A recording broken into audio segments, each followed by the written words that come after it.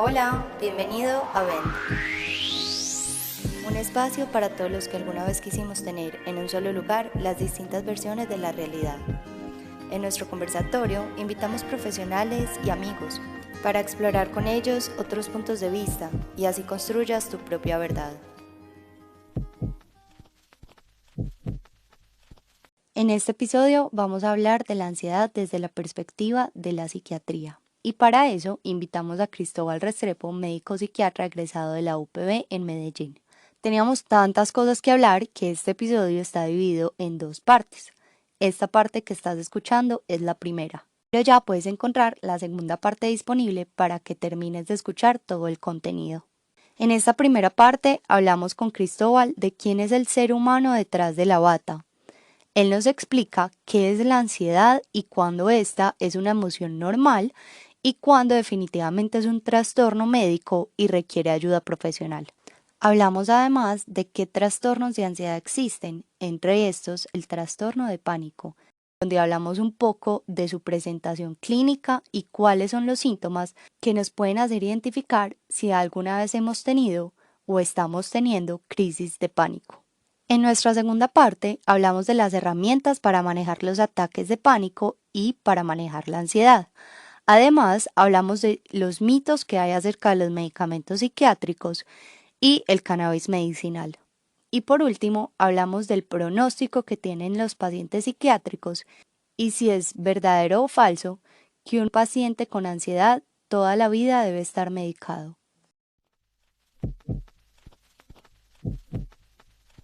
En este episodio quisimos hablar de la ansiedad como un trastorno psiquiátrico y para eso invitamos a Cristóbal Restrepo Conde, psiquiatra egresado de la UPB.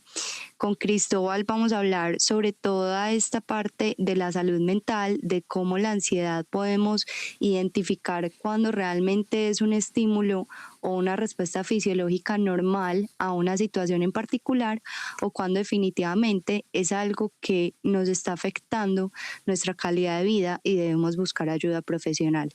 Entonces, Cristóbal, bienvenido a Vent y muchas gracias por estar acá con nosotros. No, muchas gracias por invitarme. Estoy muy contento de estar en este medio. En realidad, te felicito pues por todo este emprendimiento y todo lo que has hecho. En realidad me parece que es una bacanería y es admirable. Y muchas gracias por la invitación. Mil gracias, Cristóbal. Bueno, yo quiero que empecemos este conversatorio contándole a la gente un poquito quién eres, quién es Cristóbal Restrepo y quién es Cristóbal no solo como médico, sino también un poco como el ser humano detrás de la bata. Pues hombre, yo soy, como le dices, pues médico psiquiatra acá de Medellín. Tengo una formación en psiquiatría de enlace, que es la psiquiatría de interconsulta o la psiquiatría hospitalaria, como le llaman también en el Hospital Clínic de Barcelona. Y soy docente de la Facultad de Medicina de la UPB y también soy asesor científico del grupo de investigación de la UPB. Y trabajo actualmente, yo soy como Clark Kent. Trabajo con psiquiatría infantil la mitad de mi tiempo y con psiquiatría de adultos el resto y voy apartado donde hice mi rural porque genera un nexo en realidad muy grande, muy profundo con esa región. Entonces viajo una semana al mes apartado. Y en cuanto al otro, nada, soy súper cervecero, soy amante del cine sobre todo, es quizás mi pasión más grande, al igual que la medicina. Y me gusta pues mucho, sí, todo lo que tiene que ver con el arte, me gusta el movimiento nadista, aunque no soy nadista pues obviamente porque ya es algo anacrónico, pero me gusta mucho esa corriente pues, filosófico-literaria y es eso básicamente pues lo que yo diría que es lo más importante a resaltar. ¿Qué te llevó a estudiar psiquiatría?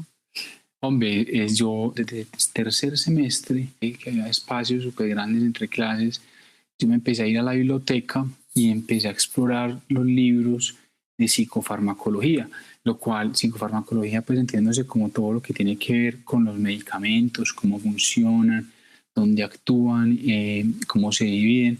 Y ese tema en particular me empezó a gustar mucho y de ahí empecé a saltar a Freud. Empecé a leer de la interpretación de los sueños de Freud y me puse a leer psiquiatría antes de llegar al séptimo pues al quinto, al séptimo semestre, lo cual fue muy bueno porque pues yo ya sabía bastantes cosas al llegar, y segundo porque lo disfruté, llego que 10 veces más porque ya tenía como esa pasión ahí. Siempre me gustó la parte de la mente, neurología me gustaba, pero me parecía que no tenía como esa parte, pues en primer lugar como social, y lo otro me parecía todo como muy complejo, y me gustaba más era como la manera como el hombre se expresa y cómo vive su mente, ¿no? La neurología ya tiene unos aspectos que son mucho más anatómicos, y otras partes del cuerpo que no tienen que ver solamente con el cerebro. Y entonces, nada, eso fue básicamente pues como mi motivo de estudiar. En todo el rural me dediqué en los turnos a estudiar psiquiatría, a leer en la noche. Yo soy muy nerdo, pues soy demasiado nerdo quizás, y eso me ayudó a pasar a la facultad. Aparte yo ya estaba en el grupo de investigación pues de la misma, y no, yo soy completamente contento. Yo le digo a la gente, hombre, yo creo que no hay una especialidad tan bacana como esta, de uno sentarse con la gente, o de uno visitar a la gente en una habitación, en urgencias, donde sea, y conversar y escuchar. Y también uno tiene la capacidad de ser como está como ese prejuicio, que no es ni tan prejuicio, de que los psiquiatras estamos como locos. Entonces uno puede llegar y echar bromas a las enfermeras y decir cualquier bobada, y tiene uno como una especie de permiso ahí tácito de poder uno ser un poquitico como díscolo y un poquitico raro. Yo vivo muy contento en realidad, y creo que pues, nunca lo dudé, pues nunca tuve. Bueno, a mí en realidad el problema es que me gustan todas las ramas de la medicina y sigo leyendo todavía. Yo leo artículos de lupus y otras cosas, pero en realidad psiquiatría sí es lo que más me apasiona pues profundamente. Ujú. Sí, total. O sea, yo creo que para uno ser psiquiatra sí tiene que tener un componente también muy humano, primero, porque es lo que tú dices, es una especialización que se dedica a escuchar al paciente. Así Entonces es, yo así creo que es. para eso hay que tener un don también para saber manejar ese tipo de población y poderles ayudar sobre todo. Exacto, exacto, así es. Listo, Cristóbal.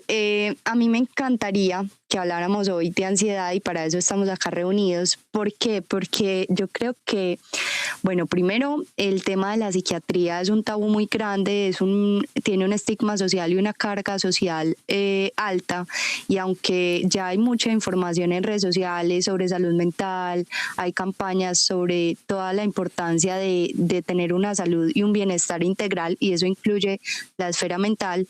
Pues siempre que hablamos de trastornos psiquiátricos pensamos que eso le pasa a otro, o que la persona que le va a dar la ansiedad o el trastorno de ansiedad es al otro, y nunca nos ponemos como en esa balanza de decir, bueno, de pronto es que soy yo la que tiene la depresión, o soy yo la que tiene el trastorno de ansiedad, o soy yo el que puede ser bipolar, en vez de mirar pues como al otro, ¿cierto? Es un poco más difícil uno hacer como esa introspección de si realmente el que necesita ayuda es uno. Entonces yo quiero que hablemos un poco de la ansiedad, sobre todo porque últimamente ha tenido un incremento muy notorio. Incluso pues dentro de esta pandemia de COVID se reportó que 1 de cada 3 pacientes con COVID desarrollaron algún nivel de ansiedad. Entonces quisiera como desmitificar esta parte del trastorno de ansiedad y hacer como esa diferencia entre qué es ansiedad y qué es tener un trastorno de ansiedad. Bueno, mira, a mí me encanta esa parte como vos lo decís, como introductoria, de separar, porque la gente confunde muchos términos. Por ejemplo, el de miedo y el de angustia, por ejemplo, y el de ansiedad.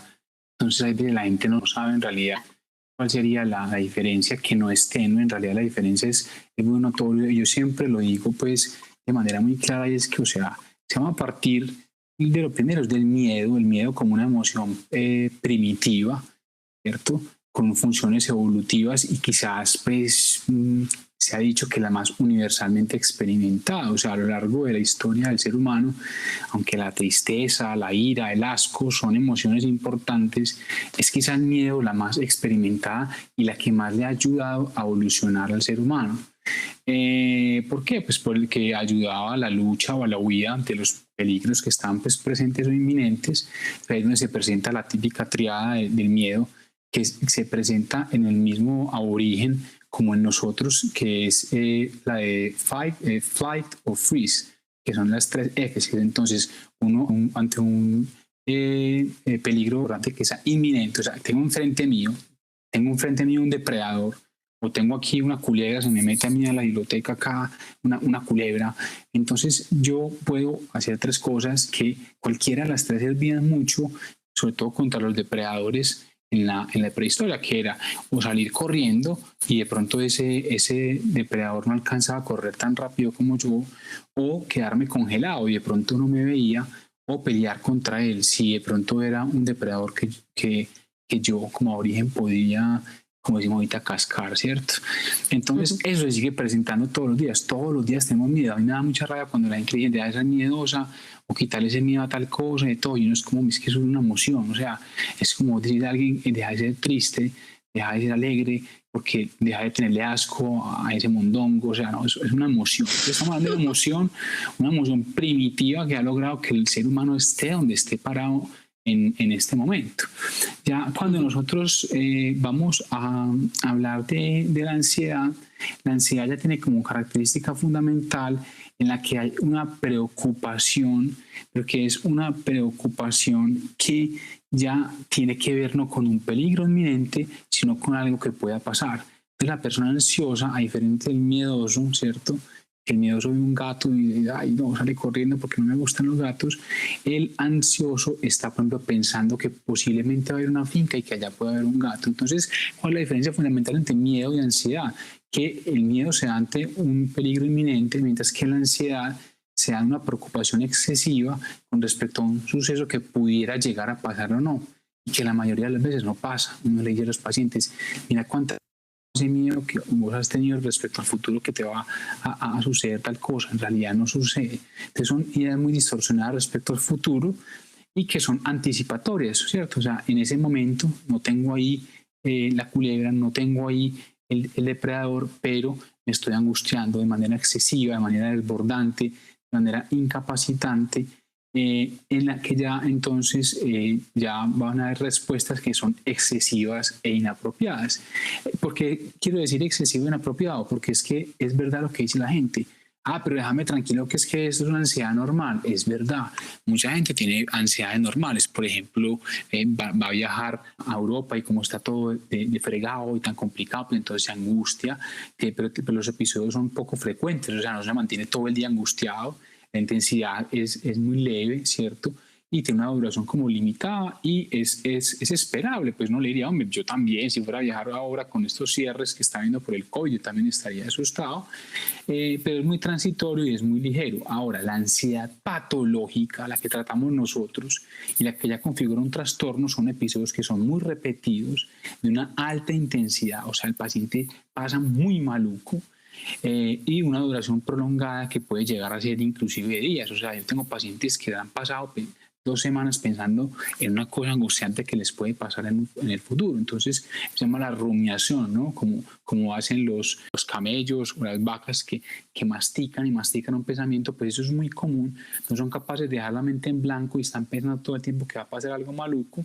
Es ya desproporcionada, la intensidad es muy alta. Y hay una característica fundamental que en psiquiatría pues nosotros llamamos trastorno, ¿cierto? Independientemente del que sea, ya de trastorno de la ansiedad, porque hay una disfuncionalidad. Esa persona en su ámbito social, en su ámbito socioeconómico, en su ámbito familiar, ¿cierto? En su ámbito laboral, no está funcionando adecuadamente y no se siente bien consigo misma y no hay bienestar. Cuando eso ya le pasa a uno, es cuando uno ya está ansioso.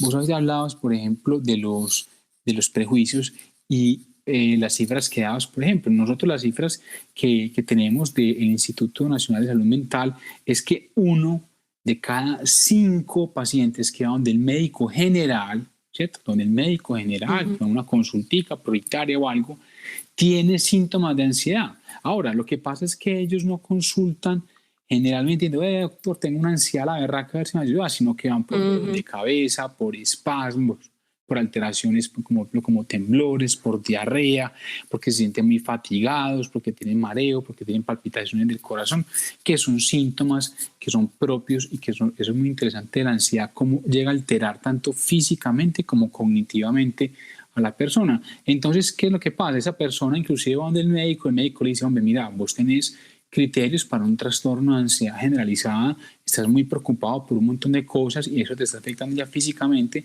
¿Y cómo reacciona la mayoría de las personas? Pues vos que sos médica y yo que lo soy, como me ha tocado de veces, es que se ponen bravos con uno. Dicen, pero este charro entonces no me va a mandar nada, entonces va a decir pues que yo no tengo nada, que yo estoy inventando, y uno trata de explicarle que sí tiene algo y es un trastorno de ansiedad y que hay que tratarlo y que es muy importante abordarlo. Ahora, otro problema que tenemos nosotros en la sociedad es que en la última encuesta nacional de salud pública que se hizo a nivel de salud mental, salió que solamente el 1.5% de los pacientes con ansiedad consultan al médico. O sea que por eso es que yo encuentro gente ansiosa en todas partes, en un supermercado, un amigo, todo el mundo está ansioso, y sobre todo ahora con la pandemia, que hablábamos de que el miedo y las preocupaciones son los síntomas cardinales de la ansiedad, y que hay ahora puro miedo y preocupaciones, incertidumbre, cómo va a salir la prueba, salió positivo, será que me pongo tapabocas, será que puedo salir allá, será que me voy para esta fecha, será que no voy, será que yo tengo COVID. Entonces todos en este momento, yo le digo a mis pacientes, a mí la verdadera pandemia, pues en cuanto a salud mental, me parece la ansiedad, siendo la ansiedad el trastorno mental más común del mundo, y siempre lo ha sido y lo seguirá siendo. Yo diría que ahora por ahí el 70% por ahí, o hasta más, de mi consulta, tanto de adultos como de pequeñitos, el motivo de consulta es un trastorno de ansiedad generalizada. Entonces, es algo demasiado común. Es que la gente me dice, pero doctor, pues yo como no me di cuenta, pero es que vos no tenés la culpa. Aquí en Medellín, a diferencia de otras partes más evolucionadas del mundo, no se le enseña a la gente qué es depresión y no se le enseña a la gente qué es ansiedad. Les deberían enseñar por lo menos esos dos, que son los dos trastornos más comunes. Como se está reclamando ahorita que se les dé educación sexual en todos los colegios a los niños. Entonces, si la gente tuviera una educación de que su cuerpo se está manifestando así, no se iría volando para el servicio de urgencias, porque entonces, ¿qué es lo que pasa con el trastorno de ansiedad generalizada? Como me da palpitaciones, como me da dolor, como me da temblores, como me da taquicardias muy fuertes, me da peor dificultad para respirar, entonces yo lo que hago es que me voy volado para el servicio de urgencias, en el que me van a hacer de todo, me van a hacer un holter, un electrocardiograma, me van a tomar unos rayos X de pronto para descartar algunas patologías que pudieran producir eso, y todas salen normales. Y lo más triste es que los pacientes salen de servicios de urgencias o del médico sin un tratamiento para la ansiedad. Pero no es que no tengan nada, sí tienen algo que se llama ansiedad y produce todos esos síntomas. Total, incluso puede llegar pues a compartirse también con un trastorno de pánico y generar crisis de pánico, que el paciente puede tener sensación de una muerte inminente, que es muy similar a un infarto agudo de miocardio. Sí, ahora que mencionas, es decir, que me encanta a mí, yo he escrito algunas cositas de trastorno de pánico. Ese es otro trastorno de ansiedad. O sea, tenemos que ser claros de que hay muchos trastornos de ansiedad, ¿cierto? Uno habla de la ansiedad general como miedo y preocupación, pero entonces cada uno va a tener un poquitico más de miedo o un poquitico más de preocupación. La parte del trastorno de ansiedad generalizada tenemos el trastorno de pánico, también está el trastorno de ansiedad social, en el que la persona tiene mucho miedo al escrutinio por parte de los demás, a su desempeño social, entonces no salen de la casa, o les da miedo hablar, o les da pánico escénico. Está la agorafobia también, que se caracteriza pues porque las personas tienen un miedo intenso a estar en lugares tanto abiertos como cerrados, en los que sienten que no pueden escapar, y eso les produce mucha discapacidad, es muy parecido al trastorno de pánico. Y la fobia específica, por ejemplo, que es esa en la que yo le tengo fobia, por ejemplo, a que me saquen sangre, o le tengo fobia a las arañas. Y una de los peques que ya es el mutismo selectivo, por ejemplo, que hay niños que van al colegio y no hablan con nadie, llegan a la casa y hablan con la mamá y con todo el mundo. Y el trastorno pues, de ansiedad por separación, que también es también de psiquiatría infantil, que es que les da muy duro irse pues, a la hora de irse para el colegio y despegarse pues, de los papás. Dentro de todos estos, el más común es el trastorno de ansiedad generalizada, pero el trastorno de pánico es el segundo más común, y este sí que pasa subdiagnosticado, y en Colombia sí que pasa subdiagnosticado.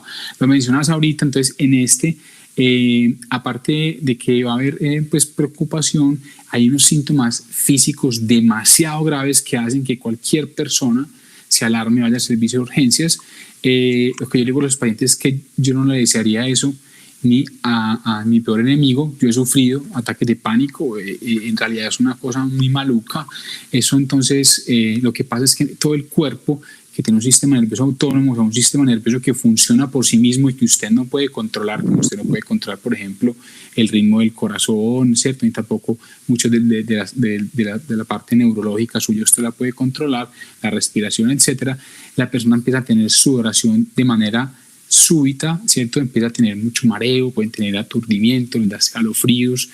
Un síntoma muy importante es que les da opresión en el pecho y dificultad para respirar con palpitaciones, y por eso es que llegan a los servicios de urgencias diciendo que tienen un infarto, que ayúdenme, llegan gritando y se pueden sentir muy mal por la parte del ahogo, también les da calambres y lo que dices ahorita, pueden llegar a sentirse tan malucos con esos síntomas que creen que se van a morir, porque es que son demasiados síntomas y muy fuertes, sobre todo la parte cardiovascular, o como puede haber alteración también de la percepción de lo que hay a su alrededor, que eso se llama la desrealización, o sentir que su cuerpo no es su cuerpo, que es la despersonalización.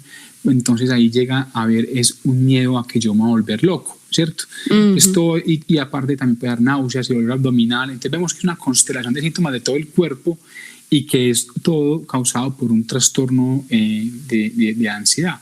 Ahora, si yo tengo varios ataques de pánico y me empieza a dar mucho miedo a que me den ataques de pánico, y tengo miedo y empiezo a evitar, por ejemplo, porque me dio un ataque de pánico en un taxi, entonces no vuelvo a montar en taxi. Si me dio en el trabajo, entonces trabajo solamente en casa, o evito hacer ciertas cosas todos los días con miedo a que me dé otro ataque. Eso ya es el trastorno de pánico. Hay una frase de Michel Montaigne, que es un filósofo francés, que decía que no hay cosa a la que tenga tanto miedo como el miedo, y eso es lo que siente la persona con pánico, todo el tiempo miedo a que le lleguen esas crisis de miedo en las que sufren mucho, y como duran apenas como 10 a 15 minutos, lo triste es, a mí me toca mucho en el rural, es que llegan ya donde uno y ya están normales. Entonces lo que dice el médico es como, no, usted lo que hizo fue que se inventó eso, usted no tiene nada, y también, al igual del trastorno de ansiedad generalizada, no reciben tratamiento adecuado.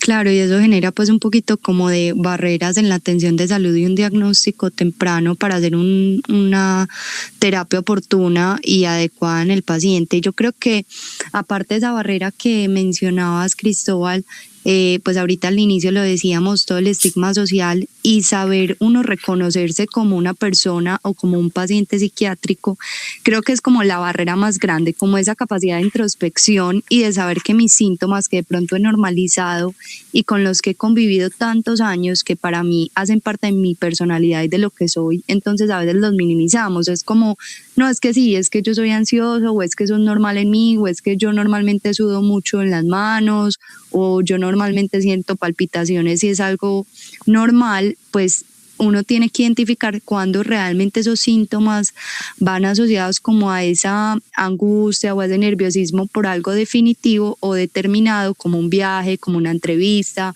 como una relación personal, como algo profesional que de pronto te rete y te motive, y que esa ansiedad se vuelva como uno sea capaz de transformarla en algo positivo.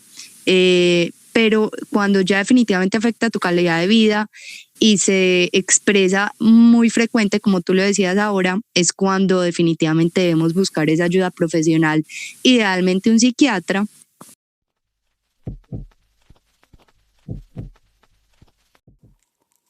Bueno, hasta acá llega esta primera parte del conversatorio. Te invitamos a que busques ya disponible nuestra segunda parte para que termines de escuchar todo el contenido de este episodio.